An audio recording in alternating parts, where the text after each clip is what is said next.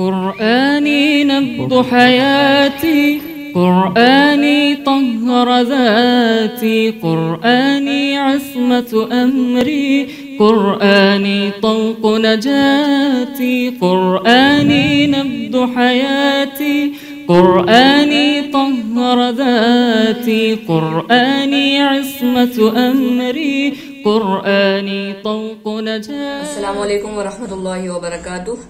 نحمدہ ونصلی علی رسولہ الکریم، اما بعد، فاعوذ باللہ من الشیطان الرجیم، بسم اللہ الرحمن الرحیم. رب اشرح لی صدری ویسر لی امری واحلل عقدۃ من لسانی یفقہوا قولی. آج ہمارا موضوع ہے شعبان المعظم کی خصوصی ٹرانسمیشن میں انداز گفتگو، یعنی انداز گفتگو جس کا پہلے بھی ذکر کیا گیا تھا پچھلی قسط میں بھی، کہ انشاءاللہ حضور اکرم صلی اللہ علیہ وآلہ وسلم کے انداز گفتگو پر تفصیلی گفتگو کی جائے گی. تو انشاءاللہ آج وہ وعدہ پورا ہوا ہے اور ہم حضور صلی اللہ علیہ وسلم کے انداز گفتگو پر روشنی ڈالتے ہیں. تو سب سے پہلے تو حضور صلی اللہ علیہ وآلہ وسلم کے اخلاق سے ہمیں واقف ہونا پڑے گا، جو کہ نہایت ہی اعلیٰ، آپ صلی اللہ علیہ وسلم حسن اخلاق کے مالک تھے. ہمیشہ صلہ رحمی کرتے، ہمیشہ خلق عظیم سے کام لیتے، ہمیشہ صبر و تحمل، عفو و درگزر اور بردباری سے کام لیتے، اور ہمیشہ جو بھی آپ صلی اللہ علیہ وسلم کے پاس کے ارد گرد جو بھی لوگ ہوتے، اور نہ صرف لوگ بلکہ جانور، بچے، پودے وغیرہ، ہر شے اور ہر طرح کی مخلوق آپ صلی اللہ علیہ وآلہ وسلم اس کے ساتھ حسن سلوک سے پیش آتے. تو آج ہمارا جو موضوع ہے اس میں ہمیں آپ صلی اللہ علیہ وسلم کے اخلاق کے اس درجے پر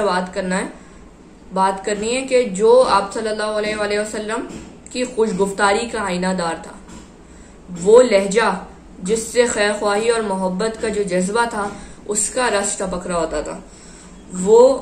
شخصیت آپ صلی اللہ علیہ وآلہ وسلم تھے جنہیں اللہ تعالیٰ نے معلم اخلاق بنا کر بھیجا تھا، اور اسی کے سبب سے آپ صلی اللہ علیہ وآلہ وسلم کا اخلاق اور آپ کا انداز گفتگو تمام انبیاء علیہ السلام میں سب سے افضل ہے. جس میں اللہ تعالیٰ نے جب قرآن مجید میں یہ آیت کا ترجمہ ہے جو اللہ تعالیٰ نے فرمائی ہے کہ لوگوں سے اچھے انداز میں گفتگو کرو، آپ صلی اللہ علیہ وآلہ وسلم کی گفتگو اس نقطے کے لحاظ سے بالکل جیسے الائن ہوتی ہے. آپ صلی اللہ علیہ وسلم کا انداز گفتگو بالکل اسی نقطے کی پابندی کرتے ہوئے تھا. تو اس وجہ سے ہم جانتے ہیں کہ حضور اکرم صلی اللہ علیہ وسلم بات کرتے ہوئے، گفتگو کرتے ہوئے کس طرح کی حرکات و سکنات سے کام لیتے تھے، کس طرح کے تاثرات ہوتے تھے آپ صلی اللہ علیہ وسلم کے، اور کس طرح سے لوگوں کو آپ اپنی گفتگو کی طرف راغب کرتے تھے. تو سب سے پہلے بات یہ ہے کہ آپ صلی اللہ علیہ وسلم نہایت ہی خوش گفتار تھے. آپ صلی اللہ علیہ وسلم کی گفتگو شائستہ ہوتی تھی اور بے حد مختصر ہوتی تھی. آپ صلی اللہ علیہ وسلم کبھی بھی زیادہ الفاظ کا استعمال نہ کرتے، جو ایسے الفاظ جو کہ لوگوں کو سمجھ نہ آئے، بلکہ عام فہم زبان یعنی آسان زبان میں بات کرتے اور مختصر الفاظ میں اپنا مفہوم ادا کر دیتے. اس کے علاوہ آپ صلی اللہ علیہ وسلم کو کسی بھی بات پر اگر زور دینا ہوتا، آپ اس بات کو بار بار دہراتے، سوالات کرتے. اسی طرح سے ناظرین اور حاضرین محفل کی توجہ طلب کرنے کے لیے سوالات سے کام لیتے. جب اگر کسی بات پہ زیادہ زور دینا ہوتا تو آپ صلی اللہ علیہ وسلم ٹیک چھوڑ کر اور سیدھے آگے کی طرف بیٹھ جاتے. اور ایک صحابہ رضی اللہ عنہ، حضرت عبداللہ بن حارث رضی اللہ عنہ، آپ رضی اللہ عنہ کا فرمان ہے کہ میں نے حضور اکرم صلی اللہ علیہ وآلہ وسلم سے زیادہ کسی کو مسکراتے ہوئے نہیں دیکھا. یعنی گفتگو کرتے ہوئے ہمیشہ ایک مسکراہٹ آپ صلی اللہ علیہ وآلہ وسلم کے چہرے پر موجود رہتی تھی. آپ ہاتھوں کا مناسب استعمال کرتے بات کرتے ہوئے، جیسے جیسچرز دینے کے لیے، تاثرات دینے کے لیے. اور اگر آپ صلی اللہ علیہ وآلہ وسلم ایک بات کو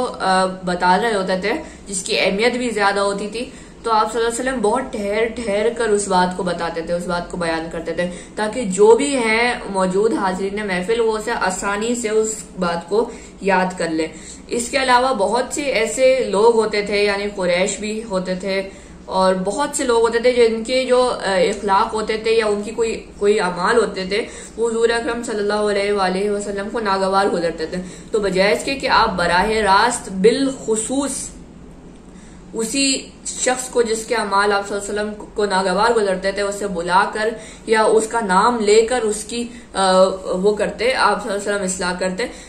جس سے اس کی عزت نفس بھی مجروح ہو سکتی تھی. آپ صلی اللہ علیہ وسلم تمام عوام، تمام حاضرین محفل کو وہی نصیحت کرتے اور کسی کو براہ راست مخاطب کر کے اور نہ بلاتے اور نہ اس کا نام لیتے تاکہ اس کی عزت نفس بھی مجروح نہ ہو. یہی سب آپ صلی اللہ علیہ وآلہ وسلم کی جو انداز گفتگو تھا اس کے جو حسین پہلو تھے ان میں شمار ہے. اسی کے حساب سے آپ صلی اللہ علیہ وآلہ وسلم کے لیے ایک آیت حضور اکرم صلی اللہ علیہ وسلم کے انداز گفتگو کو مد نظر رکھتے ہوئے ہی اللہ تعالیٰ نے قرآن مجید میں یہ آیت فرمائی کہ بسم اللہ الرحمن الرحیم قل لهم فی انفسهم قولا بلیغا. سورہ النساء آیت نمبر 63. ان سے ایسی باتیں کہو جو ان کے دلوں میں اثر کر جائیں. یعنی لوگوں سے ان کی عقل، ان کی سمجھ کے مطابق گفتگو کرنی چاہیے اور ایسی باتیں، ایسا لہجہ اپنانا چاہیے، میٹھا لہجہ، جس طرح سے ہم نے اپنی پچھلی قسم میں بھی گفتگو کی تھی اس بارے میں کہ ہمیں لوگوں سے میٹھے انداز میں اور حسن اخلاق سے گفتگو کرنی چاہیے تاکہ اگر ہم کسی بات کا مفہوم بھی انہیں سمجھا رہے ہوں تو ان کے دل میں وہ بات اثر کر جائے، ان پر اس کا اثر ہو اور ان کے دل میں بھی جذبہ پیدا ہو اپنی اصلاح کرنے کا اور اپنے آپ کو بہتر بنانے کا، اپنی شخصیت میں نکھار پیدا کرنے کا. تو اب جو دوسرا اس میں گفتگو میں جو دوسرا پہلو ہے وہ حضور اکرم صلی اللہ علیہ وآلہ وسلم کا تمثیلی انداز گفتگو. یعنی آپ صلی اللہ علیہ وآلہ وسلم کی گفتگو میں نہ صرف یہی پہلو ہوتے تھے جو ہم نے دیکھے، یعنی ظاہری طور پر کس طرح سے آپ صلی اللہ علیہ وسلم اپنی بات کو دوسروں تک پہنچاتے تھے، دوسروں کو راغب کرتے تھے اپنی بات میں، بلکہ آپ صلی اللہ علیہ وسلم ایک اور بہت ہی مضبوط چیز کا سہارا لیتے تھے جو کہ تمثیل، جو کہ امثال تھی، مثالوں پر مبنی ہوتی تھی آپ صلی اللہ علیہ وآلہ وسلم کی گفتگو. اگر آپ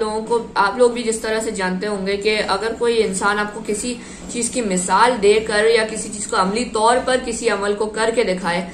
تو آپ کے دل میں بھی اس کے لیے جذبہ پیدا ہوتا ہے، کیونکہ ایک انسان کی فطرت ہوتی ہے کہ انسان جو چیز پریکٹیکل ہوتی ہے، جو چیز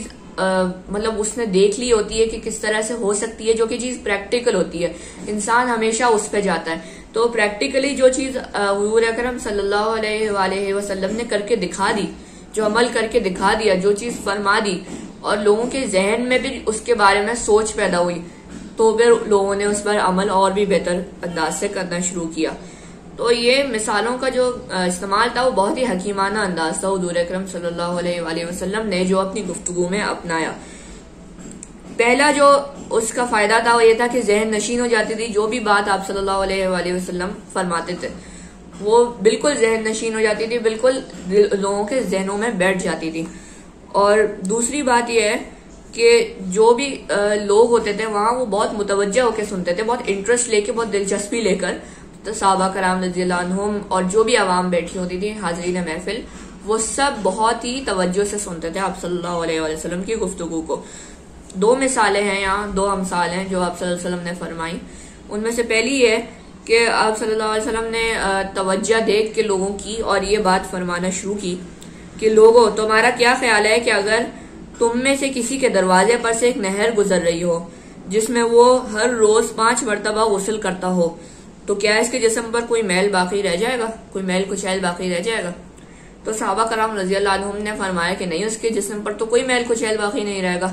آپ صلی اللہ علیہ وسلم نے اسی پریکٹیکل مثال کو لے کر اس چیز کا مفہوم سمجھایا کہ یہی چیز ہے 5 نمازوں کے ساتھ، کہ ان نمازوں کے ذریعے سے اللہ تعالیٰ ہماری پرانی خطاؤں کو مٹا دیتا ہے، ہماری لغزشوں کو معاف فرماتا ہے اور ہمارا جو جسم ہے، ہمارا ظاہر اور باطن، ہر چیز جو ہے وہ اس سے پاک ہو جاتی ہے. تمام نمازیں پڑھنے سے، تمام لغزشوں سے پاک ہو جاتی ہے اگر ہم یہ 5 نمازوں کی پابندی کریں. یہ کس طرح سے آپ صلی اللہ علیہ وسلم نے ایک ایسی مثال دی کہ جو کہ لوگوں کے ذہن میں بیٹھ گئی، لوگوں کے دل میں، اور یہی وجہ ہے کہ امت مسلمہ جو ہے، امت مسلمہ میں کا حصہ ہوتے ہوئے ہمارا بھی فرض ہے کہ اسی تعلیم کو ہم اپناتے ہوئے اپنی نمازوں کی بھی اصلاح کریں، اپنی صلاح کی پابندی کریں، اس میں بہتری لائیں۔ دوسری بات یہ ہے کہ آپ صلی اللہ علیہ وسلم نے ایک بار فرمانا تھا، یہ سمجھانا تھا کہ اسلام ہی سلامتی والا، درمیان والا سیدھا رستہ ہے، یعنی صراط مستقیم ہے۔ اس کے لیے آپ صلی اللہ علیہ وسلم نے خالی یہی بات نہیں بتائی، لیکن آپ صلی اللہ علیہ وسلم نے اس مثال کا استعمال کیا کہ ایک تخت پر 3 لکیریں کھینچی۔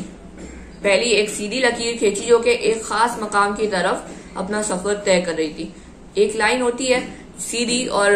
آپ کوئی بھی ایک ڈاٹ بنا دیتے ہیں یا کوئی بھی ایک مقام بناتے ہیں جہاں وہ سیدھی اس کی طرف جا رہی ہوتی ہے، اور اس کے بعد آپ صلی اللہ علیہ وسلم نے کچھ آڑی ترچھی لکیریں کھینچی، یعنی کوئی اس طرف سے کھینچ لی، کوئی اس طرف سے، ٹیڑھی میڑھی جو لکیریں ہوتی ہیں۔ تو اس سے آپ صلی اللہ علیہ وسلم نے یہ دکھایا کہ جو سلامتی والا سیدھا راستہ ہے وہی اسلام کا راستہ ہے، جس سے ہم اللہ تعالیٰ کی خوشنودی اور اللہ تعالیٰ کی رضامندی حاصل کر سکتے ہیں۔ اور اگر ہم اسی درمیان والے سلامتی والے راستے پر چلیں گے تبھی ہمیں اپنی منزل مقصود ہمارے لیے اس تک سفر کرنا آسان ہو جائے گا۔ اچھا انداز گفتگو اس کا یہ فائدہ ہے کہ لوگ ہماری بات کا احترام کریں گے، لوگ ہماری بات کی طرف متوجہ ہوں گے، ہمارے لیے عزت پیدا ہوگی لوگوں کی نظروں میں، لوگ ہم سے مانوس ہوں گے، ہماری بات کو سمجھ کر اس پر عمل کریں گے۔ یہ ہمارے لیے بھی صدقہ ہوگا، کیونکہ نیکی کی بات کرنا یعنی امر بالمعروف و نہی عن المنکر، جس طرح کے پچھلی قسط میں جس کا مفہوم ہم نے بیان کیا تھا، اس کا مطلب یہی ہے کہ نیکی کی ترغیب دینا، برائی سے روکنا۔ اور اگر اس میں انداز گفتگو میٹھا اور شریف، پرتاثیر اور خیرخواہی پر مبنی ہو تو وہ لوگوں کو ضرور متاثر کرے گا، وہ لوگوں کو ضرور اچھے اعمال کرنے کی تلقین کرے گا، ضرور ان کے دلوں میں اثر کر جائے گا، جس طرح کہ سورہ النساء آیت نمبر 63 میں بیان کیا گیا تھا۔ اس کی وجہ سے آپ صلی اللہ علیہ وسلم کی بھی بات ہمیشہ سنی گئی، اور اگر ہم بھی اسی بات پر عمل کریں تو یقیناً ہماری گفتگو بھی انشاءاللہ کبھی رائیگاں نہیں جائے گی۔ تو آج کے لیے اتنا ہی کافی۔ آخر میں یہ کہتا چلوں کہ نقش قدم نبی کے ہیں جنت کے راستے، اللہ سے ملاتے ہیں سنت کے راستے۔ اللہ ہم سب کی حفاظت کرے، اللہ ہم سب کو نیک اعمال کرنے کی توفیق عطا فرما، اور اللہ ہمیں دنیا میں کامیابی اور آخرت میں سرخرو ہونے کا شرف حاصل فرما، اللہ شرف دے ہمیں، اور اے اللہ ہماری گفتگو بھی کبھی رائیگاں نہ جائے، اور ہم امر بالمعروف و نہی عن المنکر کو بھی بہت اچھی طرح سے اس پر بھی عمل پیرا ہو سکیں، اور ہمارے جتنے بھی اچھے اعمال ہیں وہ سب ایسے ہوں کہ جنہیں اللہ تعالیٰ کا شرف قبولیت نصیب ہو جائے۔ السلام علیکم ورحمۃ اللہ وبرکاتہ۔ قرآنی عصمت امری، قرآنی طوق نجاتی، قرآنی نبض حیاتی، قرآنی طہر ذاتی، قرآنی عصمت امری، قرآنی طوق نجاتی۔